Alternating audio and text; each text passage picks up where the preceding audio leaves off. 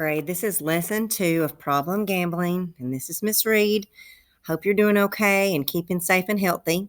We'll go through this lesson today. Make sure you're taking notes. If you've got a piece of paper, notebook paper, and take notes, and maybe save that to use on your post assessment. I gave you questions on the Google Classroom that you can look at that will help you throughout other lessons. But today, you're not going to answer questions because you are going to make a poster that will be due on Thursday. And so hopefully that poster will be something that will display what you've learned today. And the lesson will be at the end and it will show you what to do for the poster. So here we go. Lesson 2. First, we're just going to go over what we learned last time. And I'm going to throw all this up on the screen for you that we learned about gambling being around for thousands of years and that it differs. Older forms of gambling are different than what we have now because the games have changed.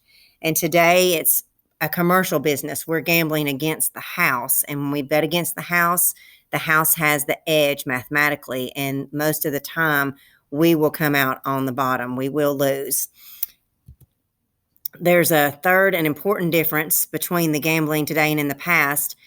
Gambling today is much more widely available.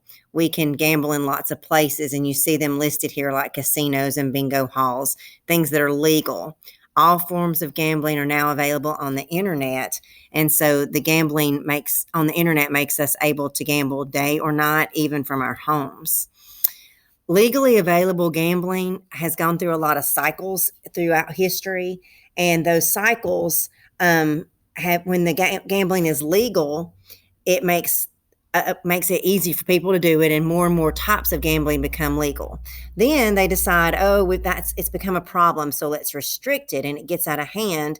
And so they start taking things back and trying to control it, which means people go underground and do it illegally. So it's just a vicious cycle, up and down, as you can see from the little chart at the top. Restrictions on gambling have always occurred after it's been legal for a while. Then there's negative effects, so they take it back. And if you're having a problem with gambling, it's called problem gambling or an addiction. And of course, as we've been talking about, gambling can be very addictive, just as addictive as drugs and alcohol. Gambling restrictions and attitudes have cycled through the U.S. history, and you can see this in these examples. Even back in 1630 to 1686 in the Plymouth colony, they had possessions of cards, dice, and gaming tables. It was outlawed. And so there was fines for having those things. In 1777, George Washington's order forbade all officers and soldiers playing cards or other games of chance. And at that time of public distress, men must find enough to do in order to serve their God and their country without abandoning themselves to vice and immorality. This is what George Washington said. And he later wrote that gambling, the child of Arvus, the brother of iniquity, and the father of mischief. So George Washington really thought gambling was bad, and he was forbidding it, especially with the soldiers and the officers in the military. In 1787, Thomas Jefferson said that it corrupts and our dispositions and teaches us a habit of hostility against all mankind. And then in 1840, lotteries were banned in most states. In 1909, San Francisco slot machines were outlawed, and Nevada followed in 1910, as did the rest of the California in 1911. So you can see also in 1910, almost all forms of gambling were prohibited nationwide.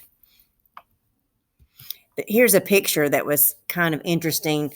If you look at the man, he's making a choice about choosing the slot machines over his wife and child. And if you see the bubble around him, it kind of shows you that this is kind of his conscience. She's not really there pulling on his sleeve, but she's trying to say, hey, what about us? Because he's throwing his money away on this slot machine. So this is something that has happened for years and years. This next picture is pretty interesting. In 1934, the New York Mayor LaGuardia rounded up all these thousands of slot machines, and he was trying to get rid of some of the organized crime and the gambling. And in this next picture here, you can see he took a sledgehammer to what he called one-armed bandits, the slot machines, and then he dumped them off a barge into the East River.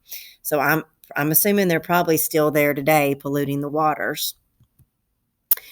After gambling's been prohibited for a while, it gradually becomes legalized or re-legalized by a new generation because we haven't experienced the negative things that happened. And usually they'll say, oh, we're going to make it legal again to raise money for the government or to keep people from spending their gambling dollars in other cities where it's legal. We'll make it legal here. And so they're trying also to get rid of illegal gambling. We'll just make it legal. And so we do see cycles throughout history. The more acceptable forms like lotteries and things are first legalized, and then more things come about, and the cycle just keeps repeating itself. This is a good quote that those who do not study history are doomed to repeat it, that we need to study and understand how this happens, that it becomes legal and then becomes illegal. One of the big things you'll learn today is there's two types of gamblers, recreational gamblers and problem gamblers. The first one, recreational gamblers, are people who just do it for recreation, for fun, or for social interaction with their friends. These type of gamblers just do it once in a while. It's a little bit of money. They know that when they bet against the house, they're going to probably lose and that they're not going to come out on top. And they stop when they should. And they don't have these misconceptions that, oh, if I just keep playing, I'm going to win. So recreational gamblers or social gamblers, they don't really have a gambling problem. However, problem gamblers, those people have significant problems with gambling and they are not able to stop. They have a loss of control over their gambling. There's some problems that you'll notice you will have if you have gambling as an addiction. If you look at the problems listed there, and I won't read them all to you, the most common problem you will have if you are a problem gambler is money problems. And among adults, the average problem gambler loses like 45% of their annual income in 1 year, and 25% file for bankruptcy. Losing a lot of money doesn't always indicate a problem gambler, but it can be one of the problems. All these other problems listed come along with gambling, and a lot of people lose their families, their homes, their jobs because they have such a problem with gambling. Pathological gambling is a severe problem gambling that's used. It's also called compulsive gambling. Compulsion means something that you can't stop. A person who has this type of gambling problem is usually chasing their losses. That's a sign of it. Someone that's chasing their losses, it means a gambler is trying to catch up by gambling more. So I've lost money. If I just gamble a few more times, I might gain some money. I might win. So they're trying to get the money back they've lost, and that's a major sign of a gambling problem. The more they chase their losses, the less likely they are to actually break even, because the more you gamble, the more you lose. The people that are at greatest risk to become a problem gambler is pretty much everybody if you continue on in a way that is dangerous. But some people are more at risk than other people. And here's some risk factors. If you're in your teens and your 20s, the highest rate of problem gambling is with this age group. They have high risk behavior more than other age groups. They don't feel as if problems will happen to them. And today's youth are the first generation that are being raised with legal gambling widely available, especially on the internet. One of the other risk factors is just being a male. There's still a lot of females that have that problem, but males have more of a risk for it. And also starting at an early age and having access to gambling opportunities are some of the risk factors. Some other risk factors are having friends or parents that gamble. If you already have other addictions, those are also a problem.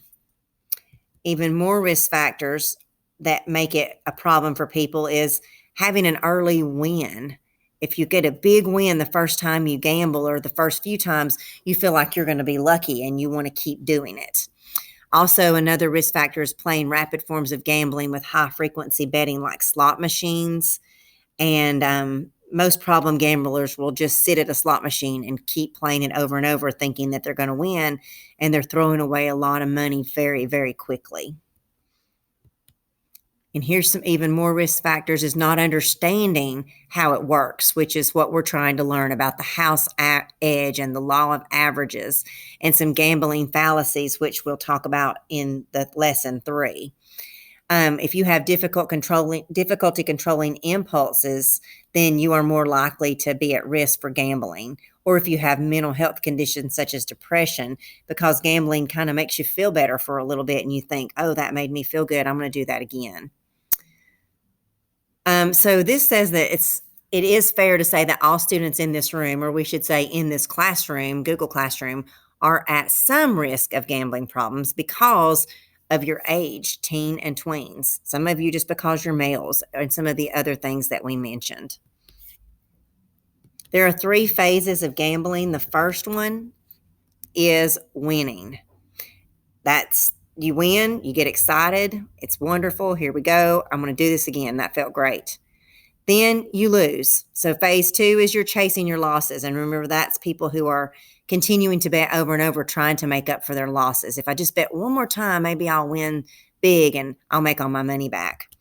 And the third phase is panicking because you've lost your money or because you've not been able to refund all your money back to yourself. You've got to do it again and do it again. So then we go on into recovery. Many problem gamblers know that they have a problem, but some deny it or they try to fool themselves. Most problem gamblers will try to curb their gambling themselves, and some of them will be successful, but some of them are ambivalent about treatment and they want to free themselves, but at the same time, they have an addiction and they keep craving that high they get when they win as they gamble. And then I've got up here some places you can visit for more help. And of course, you can stop the video if you need to copy down those websites. And there's more information here at this website, morethanagamenc.com. And there's a phone number you can call also. If you go into the Google Classroom, I did put a link to the role play for Chris's story. We would have acted that out if we'd been together in class today. Feel free to read that if you've got time. I know you're busy, but it is a pretty good, interesting thing to read. And then here is your assignment for today and tomorrow. This is due by tomorrow at midnight. You're going to design a poster to make young people aware of the risks associated with gambling. We've already talked about some of the risks in the first video and now in this one today.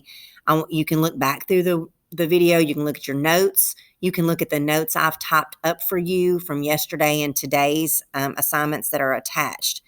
What's your message going to be on your poster? And what will you do to make your poster have an impact? You've got 2 ways you can do this poster. If you want to do it on Google Draw, that's perfectly fine. And you can just attach it to today's assignment and submit it to me. Or if you don't like to use the digital tools for drawing, you can actually draw your poster on a piece of white paper, take a picture of it, and attach it to Google Classroom. Either one of those will get you a good score for today. It must be turned in by 12 o'clock on Thursday, midnight on Thursday. This is your take-home page, which of course you can't take home, but it is attached also so you can pull it up and read it. It does have some good summaries of what we talked about today. And this is what it says. I will not read it to you to save time. You can read it. It might help you also to read it for your poster. The summary is also typed up in your notes, and it is included in this one. And that is the end of lesson 2. Don't forget to do your poster. You have 2 days to get your poster done. You've got Wednesday and Thursday, and I will talk to you during lesson 3.